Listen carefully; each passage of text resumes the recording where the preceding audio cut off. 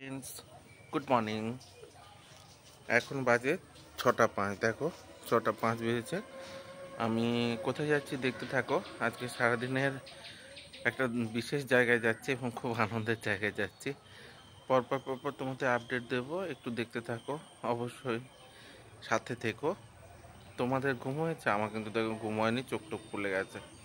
ওকে, রাখলাম। দেখো আমি কলকাতা চলে এসেছি, ফ্ল্যাটে যাবো। তো ফ্ল্যাটে গিয়ে ওখানে অনেক কিছু কাজ আছে এবং তার সঙ্গে মৌলিক মা আমাদের সঙ্গে এসছে। তো সেগুলো পরে ব্লগে আমি তোমাদের সঙ্গে শেয়ার করবো। তো মৌলিক মাকে আমি কলকাতা দেখানোর জন্য নিয়ে এসেছি। উনি কলকাতা সেভাবে ঘোরেনি কখনো।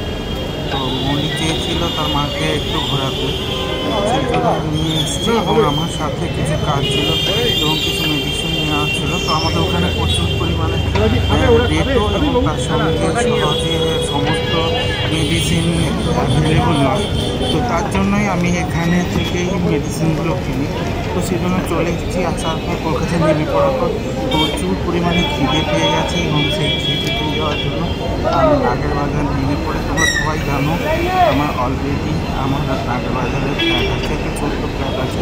তো কলকাতায় আসার পর নেমে পড়ে একটা বিখ্যাত প্রচুর দোকান আছে, এই দাদাটার কাছেই আমরা মেটে খাই। তো আমি পাপাই চলে গেছিলাম, ইচ্ছা করে চলে গেছে আমরা খাওয়ার জন্য নিয়ে যাবো বলে। নেমে পরে দোকানে অর্ডার দিয়ে দিয়েছি।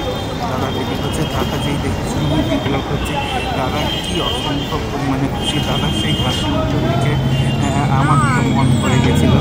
তো এরকম ছোট্ট ছোট্ট খুশি আমাদের সঙ্গে শেয়ার করে দিতে পারলে বা দিতে পারলে কাউকে খুবই খুশি হয় মন থেকে।